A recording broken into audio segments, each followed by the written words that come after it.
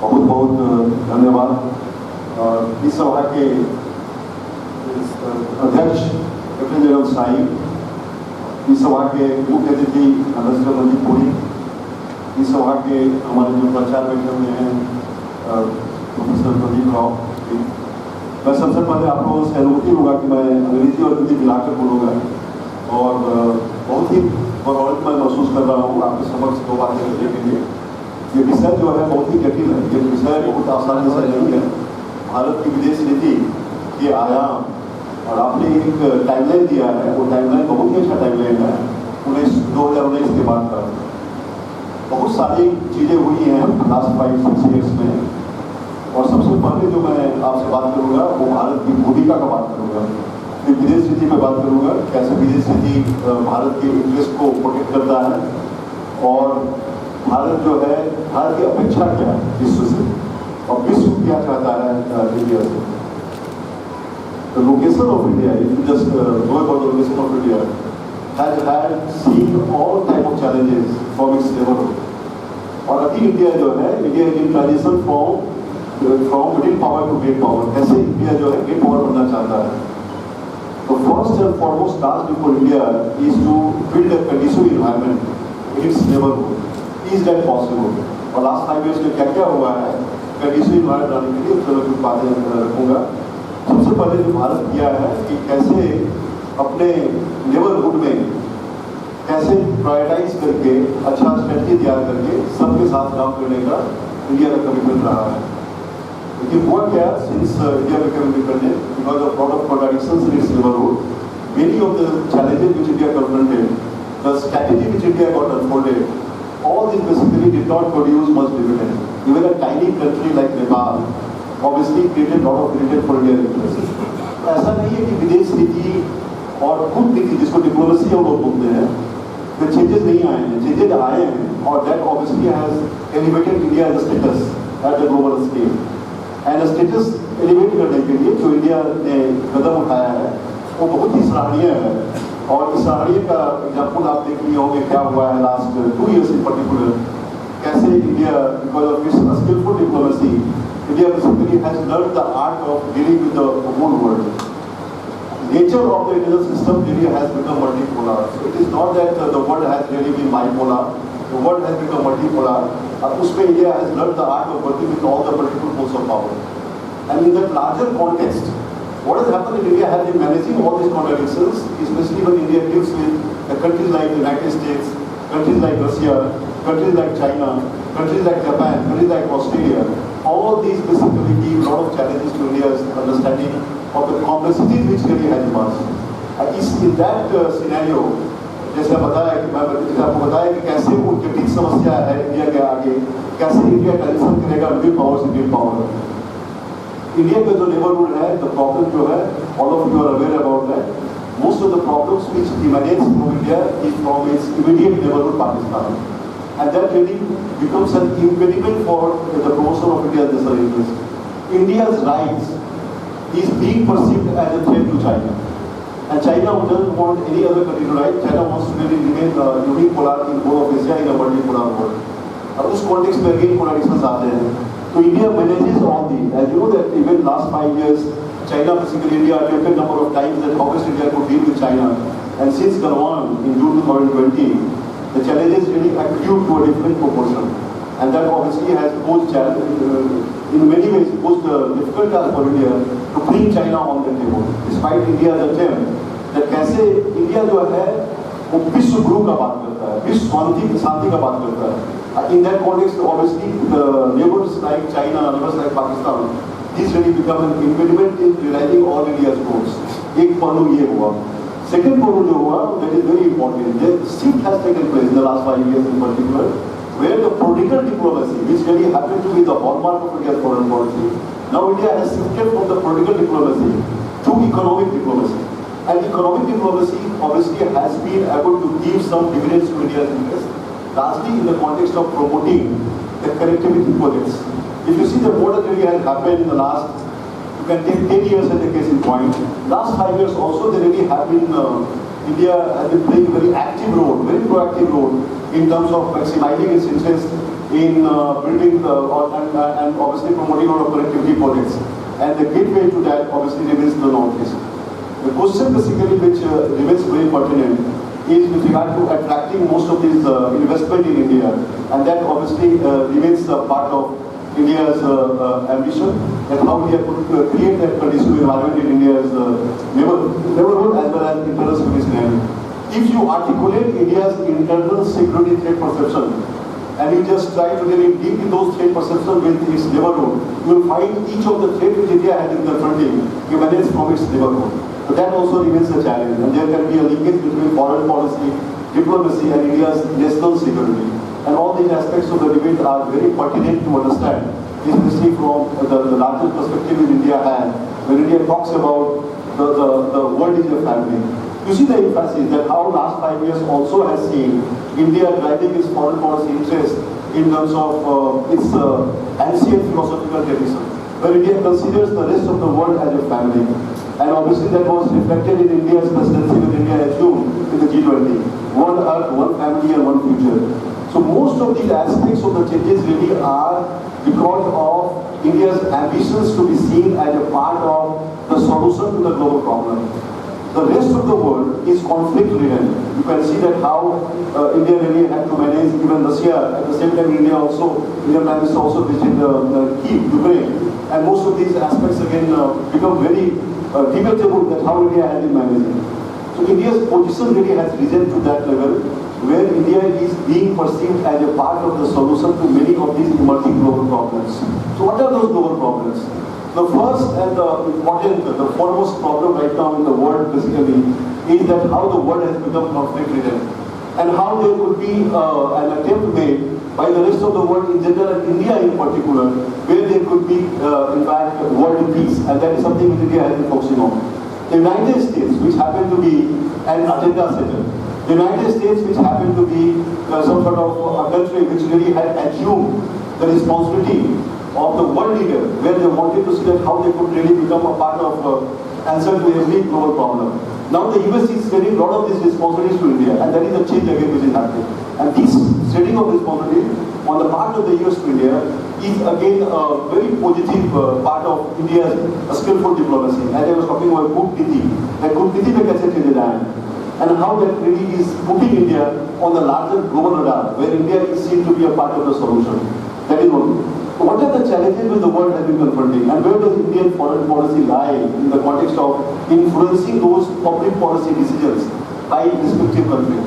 I think counting the every number of problems which India has, and as I said, one is the conflict, conflict in the world. The second more important thing which where India has shown the leadership quality in the last 5 years, in particular, is to come up with a solution to the emerging climate change issue, which our respected principal sir was talking about, and how the climate change really is taking a lot of, I don't know, the task before the rest of the world is to address to this particular need. Unless and until the climate change is addressed, the issue with regard to, in fact, making the whole world stable will never arise. The point which I am trying to make here, that India has taken the lead in terms of addressing to the issue of climate change. Climate change is not only impacting India, it is impacting on the whole world. And in that context, I think India has taken the lead, and how India is showing a responsibility by which there could be sort of a consensus among the countries which have been emitting the greenhouse gas.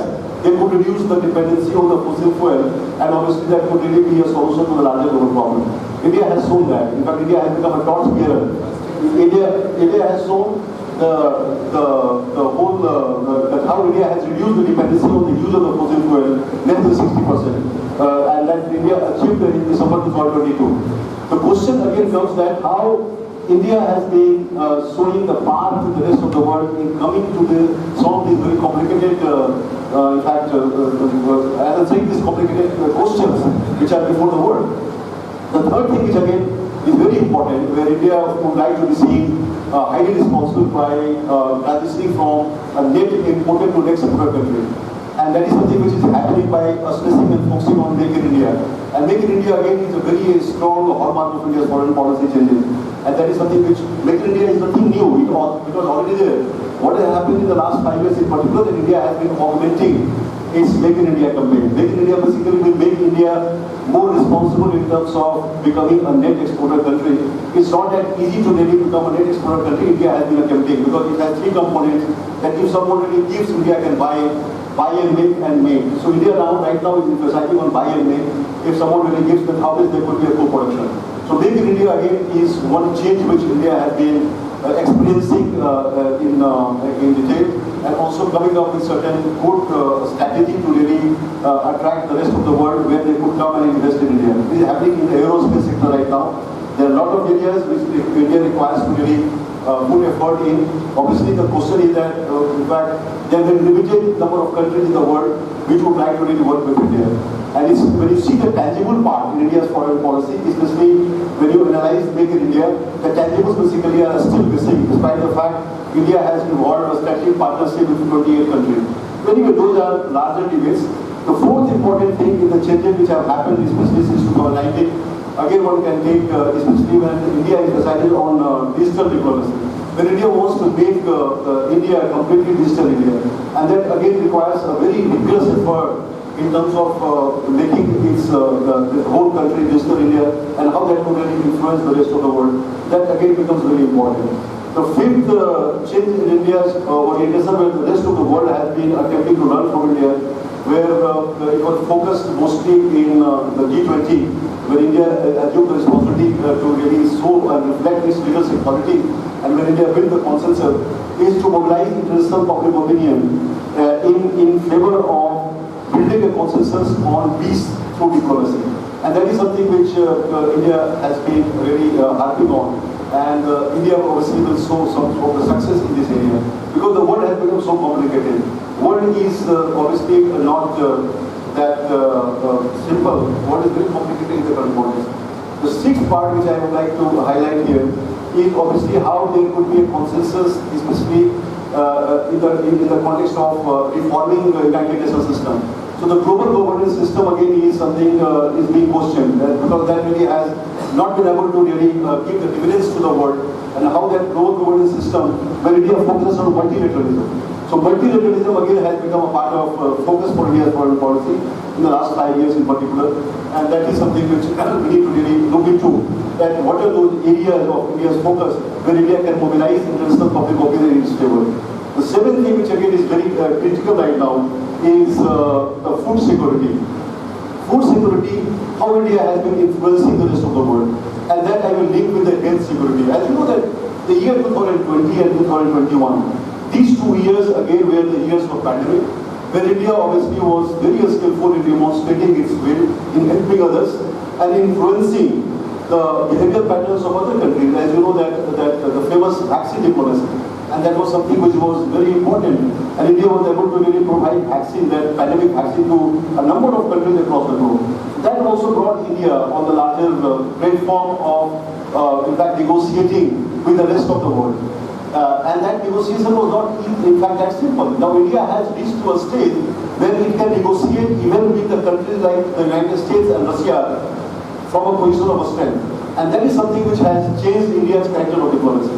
And this is something which I would like to highlight here. And that linking the food security and the health security is so useful for the rest of the world to really learn from India that how India really has been able to address the requirement of its, in fact, 1.4 billion persons. And most of the, as you know, the food. You remember once upon a time India really used to go and ask for the food aid from the United States. Now India has reached to a stage where India provides food aid to the rest of the other countries in the world. And that is something very important.